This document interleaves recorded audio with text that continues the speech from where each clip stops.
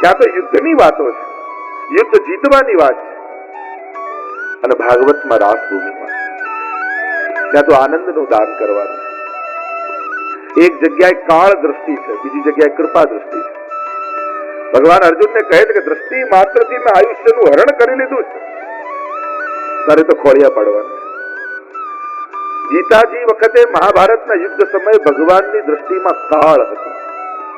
એટલે અર્જુનને કહે કે તું ચિંતા ન કરીશ, તું એમ ન માનીશ કે તારે મારવાના છે, તારે વધ કરવાનું છે. મેં દ્રષ્ટિ માત્રથી સર્વના આયુષ્યનું હરણ કરી દીધું. અને ત્યાં રાસમાં ગોપી ગીતમાં ગોપીજનો યાદ કરે છે, और हमारे हृदय को बेचते हो, हमारे हृदय ने विंधो છો, તું અમારો વધ નથી. તો વધ તો ત્યાં છે, રાસમાં, અને વધ તો રણમાં છે. પણ બંનેમાં ફરક એ છે, ત્યાં રસ માર્ગ પ્રમાણે વધ છે, અને અહીંયા યુદ્ધના અને શસ્ત્રોના સર્વશાસ્ત્ર પ્રમાણે ભગવાન એ રણભૂમિમાં આ દુષ્ટોનો, પાપીઓનો ઉદ્ધાર કરી રહ્યા. એકમાં યોદ્ધાઓની વચ્ચે છે, એકમાં સખાઓની વચ્ચે છે. એક મહાભારતમાં ભગવાન, ગીતાજીના ભગવાન કર્મ પ્રધાન વૃત્તિ વાળા છે, અને ભાગવતના ભગવાન એક કૃપા પ્રધાન. ત્યાં કર્મ ઉપર ભગવાન ભાર મૂકે છે અને ત્યાં કૃપા ઉપર મૂકે છે. એવો જો આ શંખનાદ થયો તો ભાગવતજી અને ગીતાજી બંનેની મતાને અનેક રીતે હજી ઘણી બધી આપણે સમાનતા કરી શકીએ. તો પછી તમે એમ કહેશો કે 7 દિવસમાં 18 અધ્યાય પૂરા ન થયા. બાકી તો એક લીલાઓને તમે જોવા જાઓ, કારણ કે ભાગવતજી એ પરમહંસોની સંહિતા છે. અને આ ગીતાજીમાં, મહાભારતમાં યુયુત્સવો છે, મુમુક્ષુઓ નથી. ભાગવતજીમાં તો મુમુક્ષુઓ છે, અને આ ગીતાજીમાં, મહાભારતમાં યુયુત્સવો છે. એક મુક્તિની ઈચ્છા વાળા છે અને એક યુદ્ધની ઈચ્છા વાળા. અને આ તત્વતઃ ભેદ ભાગવતજી ને ગીતાજી. વાત એક જ છે. મહાપ્રભુજી જેમ પૂર્વમાં પિતૃચરણે સુંદર વાત કરી કે પ્રમાણ ગ્રંથ રૂપે મહાપ્રભુજી આનો સ્વીકાર કરે છે. વેદાહ શ્રી કૃષ્ણ વાક્યાની વ્યાસ સૂત્રાણી ચૈવહી સમાધિ ભાષા વ્યાસસ્ય પ્રમાણમ તચ્ચતુષ્ટય. 4 પાયા ઉપર પુષ્ટિ માર્ગ. પૂર્વાચાર્યો, મહાપ્રભુજી પૂર્વ જેટલા આચાર્યો થયા એમણે પ્રસ્થાન ત્રયનો સ્વીકાર કર્યો. એટલે કે ગીતાજીનો સ્વીકાર તો સમસ્ત આચાર્યોએ કર્યો. કદાચ ભાગવતજીના સ્વીકાર માટે શાસ્ત્રાર્થ કરી શકાય, ચર્ચાઓ કરી શકાય, પણ ગીતાજી એવો ગ્રંથ છે કે જેનો સમસ્ત હિન્દુ ધર્મના આચાર્યોએ સ્વીકાર કરેલો. 4 પ્રમાણ ગ્રંથો. પ્રમાણ એટલે ઓથેન્ટિક ગ્રંથો જેને કહીશું. એક વસ્તુ સમજી લો, સંસ્કૃતમાં લખ્યું હોય એ બધું ધર્મ જ ન કહેવાય. ઘણી વાર એમ કહેવાય લોકો સંસ્કૃતમાં વાંચે એટલે કે આ બધું ધર્મ. ઓથેન્ટિસિટી કોની આજ્ઞા પ્રમાણિત માનવી, એના માટે 4 ગ્રંથો આપણને મળ્યા છે. વેદાહ, સૌથી પહેલા વેદ. આપણે ત્યાં ભગવાનને ન માને એને નાસ્તિક ન કહેવાય, વેદને જે ન માને એને નાસ્તિક કહેવામાં આવે. એટલે 6 આસ્તિક દર્શન, 6 નાસ્તિક દર્શન આપણે ત્યાં કે જે વેદને ન પ્રમાણિત રૂપે ન સ્વીકારે, વેદને ફોલો ન કરે, એને નાસ્તિક કહ્યા છે આપણે. વેદાહ શ્રી કૃષ્ણ વાક્યાની. શ્રી કૃષ્ણ વાક્યાની એટલે ગીતાજીમાં ભગવાનના વચનો એને પ્રમાણ રૂપે માન્યા. જ્યારે જ્યારે ભગવાન બોલ્યા છે, જે ભગવાન બોલ્યા છે એને પ્રમાણ રૂપે સ્વીકારવામાં આવે. વ્યાસ સૂત્રાણી એટલે કે બ્રહ્મસૂત્ર અને સમાધિ ભાષા. ભાગવતજીમાં 3 ભાષાઓ મહાપ્રભુજી માને છે: લૌકિક ભાષા, પરમત ભાષા અને સમાધિ ભાષા. તો ભાગવતજીની જે સમાધિ ભાષા છે એને પ્રમાણ રૂપે સ્વીકૃત કરવામાં આવી છે. તો એમાં રહેલું આ ગીતાજી અનેક ધર્માચાર્યોએ પોતપોતાની મહત્તા એને સ્વીકાર કરાવી છે. દુનિયાભરમાં કેવલ હિન્દુ લોકો જ એને સ્વીકાર કરે એમ નહીં, પણ સમસ્ત માનવ માત્ર માટે આ ભગવદ્ ગીતા. આપણે ત્યાં તો કહે ને કે જયારે વિવેકાનંદજી ગયા ધર્મ સંમેલનમાં શિકાગો, અને ત્યારે વિવેકાનંદજીને જોઈને થયું કે આ હિન્દુ ધર્મના કોઈ સંત આવ્યા છે, લાવ એમની મશ્કરી કરી, મજાક કરી. એટલે ત્યાં જેટલા અન્ય ધર્માચાર્યો હતા એમણે હિન્દુ ધર્મની મજાક કરવા માટે ગીતાજીને સૌથી નીચે રાખ્યા અને એની ઉપર બધા ધર્મ ગ્રંથો ગોઠવી દીધા. અને પછી વિવેકાનંદજીને કહ્યું, જો કેમ લાગે છે તમને આ જોઈ? વિવેકાનંદજીએ કહ્યું કે તમે જે કર્યું બિલકુલ બરાબર કર્યું. એટલે હવે તો આપણે મજાક કરવા માટે સૌથી નીચે ગીતાજીને રાખ્યા ને બધા ઉપર બીજા ધર્મ ગ્રંથો રાખ્યા કે આમાં બરાબર શું છે? વિવેકાનંદજીએ કહ્યું તમે જે કર્યું બિલકુલ બરાબર કર્યું છે કે આ જેટલા ધર્મ ગ્રંથો છે એના મૂળમાં કોઈનું તત્વ જ્ઞાન હોય તો ગીતાજીનું જ છે. એટલે તમે જે કર્યું બરાબર કર્યું. એમને તો થયું અમે તો મજાક કરવા ગયા ને આ તો ઊંધું થઈ ગયું. એટલે સૌથી ઉપર ગીતાજીને રાખ્યા અને કહ્યું હવે કેમ લાગે છે? તો કહ્યું તમે કર્યું એ બરાબર જ કર્યું છે. એટલું કે આમાં શું બરાબર? કે હા જેટલા ધર્મ ગ્રંથો છે એ બધાના તત્વ જ્ઞાનમાં કોઈનું સિરમોર તત્વ જ્ઞાન હોય તો એ ગીતાજીનું જ છે. એટલે તમે ઉપર રાખીને બિલકુલ બરાબર કર્યું. એમને થયું કે અમે મજાક કરવા જઈએ છીએ, તો ઊંધું થાય. એટલે બધા ધર્મ ગ્રંથોની વચ્ચે રાખી દીધા, અડધા નીચે અડધા ઉપર ને વચ્ચે ગીતા. હવે કેમ લાગે છે કે આ બિલકુલ બરાબર તમે કર્યું? આ બધા ધર્મ ગ્રંથોના હાર્દમાં કોઈ તત્વ જ્ઞાન હોય તો એ ગીતાજીનું જ તત્વ જ્ઞાન રહેલું છે. આવો ગીતાજીનો ગ્રંથ મોટા મોટા વિદ્વાનો, મહાપુરુષો, વૈજ્ઞાનિકો, અંગ્રેજો પણ માથે રાખીને ગીતાજીને નાચ્યા છે. એવું તત્વ જ્ઞાન ગીતાજીમાં છુપાયેલું છે. અને એટલા માટે ગીતાજીના મહાત્મ્યને કહેતા કહ્યું ગીતા સુ ગીતા. આ એક ગીતા કિમન્યહિ શાસ્ત્ર વિસ્તરેહિ. અન્ય શાસ્ત્રોની શું જરૂર છે જેને ગીતાજીનો આશ્રય કરી દીધો? કારણ કે સર્વ શાસ્ત્રોનો સાર ક્યાંક હોય એ શ્રીમદ ભગવદ ગીતા. કારણ કે સાક્ષાત પદ્મનાભ શ્રી કૃષ્ણના મુખમાંથી સરેલી આ સરિતા સ્વયં ભગવાને કહ્યું. જો ભગવાનને સમજવાનો અવસર એટલે ભાગવત કથા અને ભગવાનને સાંભળવાનો અવસર એટલે ગીતાની કથા. આપણે આખી જિંદગી બધાનું સાંભળીએ. આ 7 દિવસ તમને એવા મળ્યા છે કે આ 7 દિવસ ભગવાન બોલશે અને આપણે બધા જ સાંભળીશું. ભગવાનને સાંભળવાનો અવસર મળ્યો છે આપણે. આ પ્રભુના વચનો. ભગવાનને જોવા માટે તો કલાકો લાઈનમાં ઉભા રહીએ, દર્શન થઈ જાય, દર્શન થઈ જાય, પણ એને સમજવા માટે થોડી ક્ષણો કાઢતા નથી કે ભગવાન સમજાઈ જાય. અને જે ક્ષણે ભગવાનને સમજીશું ને પછી જીવનની કોઈ પણ ઘટનાઓ આપણને એના પ્રત્યે અભાવ નહીં લાગે. આ ભગવાનને સમજવાનો એક અવસર મળ્યો છે આપણને, ભગવાનને જાણવાનો એક અવસર. અને ભગવાનને જાણવા માટે ભગવાનથી અધિક બીજું કોણ સમજાવી શકે? અને જે ક્ષણે પ્રભુ સમજાઈ જાય પછી ઘટનાત્મક જગત નહીં લાગે, પછી લીલાત્મક જગત લાગે. કારણ કે ઘટનાઓ રૂપે જીવનને જુઓ ને તો આ સારું ખરાબ, સુખ દુઃખ, સુખ દુઃખ. પણ લીલાત્મક રૂપે જુઓ ને તો તથૈવ તસ્ય લીલેતિ મત્વા चिंतामृतम जजे. ये सब उसकी लीला है. आनंद से हरे लीला. महाप्रभु जी कहते हैं प्रभु की प्रत्येक लीलाएं आनंद रूप है. અને એટલા માટે પછી તો આનંદ થાય. એવી આ ગીતાજીની કથા એના સ્વરૂપને સમજાવતા महात्म्य गीताजीનું સમજાવ્યું. बड़ी सुंदर बात समझाई महात्म्य में. सर्वो उपनिषदो गावो.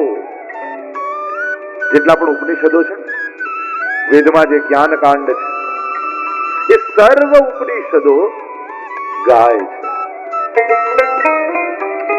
देखो भागवत जी में भी महात्म्य में ये कहा जाता है कि भागवत जी भगवान को गाय बना देता है. ઘણા બધા અવતારો ભગવાનના છે, 24 અવતારમાં. એમાં ગાયનો અવતાર કયો? કે જ્યારે જ્યારે ભાગવત કથા થાય ને ત્યારે ભગવાન ગાય બની જાય. કારણ મહાત્મામાં કહ્યું યત્ર યત્ર ચતુર્વક્ત્ર શ્રીમદ ભાગવતમ ભવેત ગચ્છામિ તત્ર તત્રાહમ ગૌર યથા સુતવત્સલાહ.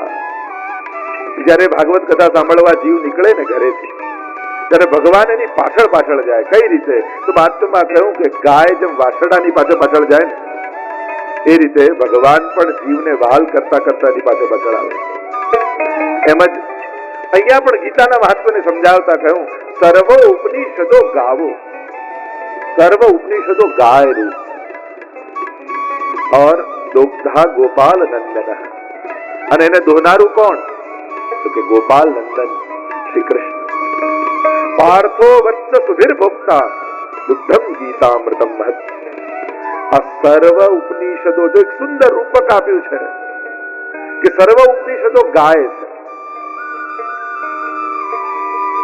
અને એમાંથી દોહેલું દૂધ એ ગીતાજી છે. આપણે કહીએ ને કે ગાય દૂધ આપે, પણ ગાય ક્યારે દૂધ આપે નહીં, ગાયમાંથી દૂધ કાઢવું પડે.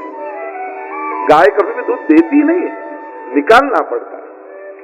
तो सर्व उपनिषद गाय है और गाय सर्व उपनिषदों नो सार रूप दूध એને દોનારા કોણ? તો કે શ્રી કૃષ્ણ. પણ ગાયને દોહવું હોય ને તો જાણે લોકો કે સૌથી પહેલા ગાયના થનમાં દૂધ આવે એના માટે વાછરડાને ખેડૂત છોડે, દોનારો વાછરડાને છોડે. તો વાછરડું કોણ? તો કે પાર્થો વત્સ સુધીર ભોગતા. આ પાર્થ છે ને, અર્જુન છે ને, એ વાછરડું છે. એટલે કે આ ભગવાને ગીતા રૂપી દૂધનું દોહન કર્યું એ કેવલ અર્જુન માટે નથી, કારણ કે વાછરડાને તો છોડવા એટલા માટે આવે કે કેવલ ગાયના થનમાં દૂધ આવી જાય, અને જ્યારે ગાયના થનમાં દૂધ આવે એટલે ખેડૂત પાછો વાછરડાને પકડી બાંધી દે અને પછી દૂધ ધોઈ લે અને એ દૂધ બધાને વિતરણ થાય. એમ જ ભગવાને આ ગાય રૂપી, આ ઉપનિષદ રૂપી ગાયને દોહવા માટે અર્જુનને મોહ જગાવ્યો છે. એટલે મોહ જગાવીને છોડ્યો છે જેથી આ ગાયનું દોહન થઈ શકે. અને એટલા માટે જ્યાં અર્જુનને છોડ્યો અને થનમાં દૂધ આવ્યું અને દૂધ દોહવાની જયારે તૈયારી થઈ એટલે ભગવાને અર્જુનને લઈ લીધો અને દૂધને દોઈ આપણા બધાને દૂધનું પાન કરાવ્યું. આજ સુધી હજારો વર્ષોથી આ કરોડો લોકોના ઉદ્ધારનો માર્ગ આ દૂધે બધાનું પોષણ કર્યું છે. અને એટલા માટે આનો ભોગતા કોણ? પાર્થો વત્સ સુધીર ભોગતા. સુધી, ધી એટલે બુદ્ધિ, જેની બુદ્ધિ સુધી છે એ જ ગીતાજીનો અધિકારી છે. વત્સ તો છે પણ આનો ભોગતા કોણ? પાર્થ ભોગતા નથી, એ કેવલ ઉદ્દીપક ભાવ રૂપ છે. જેમ ઉદ્દીપક હોય એને કારણે એ લીલા થાય, પણ પાર્થને કારણે આ લીલા થઈ, આ ઘટના ઘટી. પણ એનો ભોગતા ગીતાજીનો કોણ? આ ગીતાજીનો અધિકારી કોણ? તો કે જેની બુદ્ધિ સુધી છે. तो किसकी बुद्धि सुधी है? जो मैं अपने विचार से थोड़े दृष्टिकोण अपना दूं तो सुधी बुद्धि कोनी कहवाय? पहलू लक्षण જેની બુદ્ધિ સુધી બની. બુદ્ધિ બધા પાસે હોય છે પણ દરેકની બુદ્ધિ સુધી નથી હોતી. જો બુદ્ધિ આજે સમાજમાં બહુ વધી છે પણ બુદ્ધિની શુદ્ધિ ઘટી છે. આજે ખૂબ બુદ્ધિ વધી રહી છે. બુદ્ધિનો સદુપયોગ માણસ ભૂલ્યો છે. ઉપયોગ તો બહુ કરે છે, સદુપયોગ ભૂલ્યો છે. જો ભગવાને મને આપ્યું છે ને બુદ્ધિ આપી છે, અને ભગવાન તો ગીતાજીમાં બંને માંગે છે કે તારે ભેટ ધરવા તો મય્યે મનાદત્વ મયી બુદ્ધિ નિવેશ. આ બંને મારામાં ધરી છે. બુદ્ધિનો એવો સદુપયોગ કરો કે મન બગાડવાનો વારો જ ના આવે. એટલે ભગવાને ઉપર બુદ્ધિ આપી છે. અને જે વ્યક્તિ બુદ્ધિનો સદુપયોગ નથી કરતો ને એનું મન હંમેશા દૂષિત, ઉદ્વેગિત અને ખેદમાં, શોકમાં રહે છે. ભગવાને એટલે બુદ્ધિ ઉપર આપી કે પહેલા આને વાપર, પછી મન આવશે. આપણી તકલીફ એ છે કે જ્યાં બુદ્ધિ લગાડવી જોઈએ ત્યાં મન લગાડી દઈએ, જ્યાં મન લગાડવું ત્યાં બુદ્ધિ લગાડી. દુકાનમાં બુદ્ધિ લગાડવાની ત્યાં મન લગાડી દઈએ, ઠાકોરજીમાં મન લગાડવાનું તો ત્યાં બુદ્ધિ લગાડવા જઈએ. અહીંયા કયો રંગ આવે ને જારી ક્યાં આવે ને બટ્ટો ક્યાં આવે ને સિગાર ક્યાં આવે ત્યાં બધા ગણિત લગાડવા જઈએ. તકલીફ ત્યાં જ થાય. તો શુદ્ધિ બુદ્ધિ સુધી કોની છે? સુધી કોની? પહેલું લક્ષણ સુધીનું, જેને ભગવાન અને ભક્તના વચનમાં અતૂટ શ્રદ્ધા હોય એની બુદ્ધિ સુધી છે.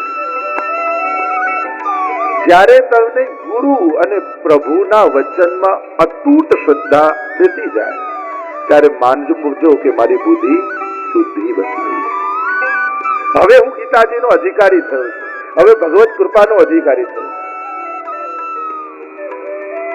ભગવાનના વચનોને સાંભળીએ છે ખરા, એટલે ભગવાનને માનીએ પણ ભગવાનનું ન માનીએ, ભાગવતને માનીએ પણ ભાગવતનું ન માનીએ, ગીતાને માનીએ પણ ગીતાનું ન માનીએ.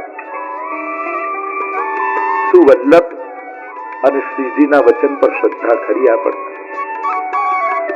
આ બુદ્ધિ સુધી બની એનું પહેલું લક્ષણ પ્રભુ અને ભક્ત અથવા ગુરુના વચનમાં અતૂટ શ્રદ્ધા. શ્રદ્ધા જ મારી લઈ ગઈ મને મંઝિલ સુધી, રસ્તાઓ ભૂલી ગયો તો દિશાઓ ફરી ગઈ. તમારી શ્રદ્ધા તારે છે માણસ. એમ ભલે કહ્યું કે શ્રદ્ધાનો હોય વિષય તો પુરાવાની જરૂર નથી, પણ જ્યાં પુરાવા હોય ત્યાં શ્રદ્ધા બેસાડી.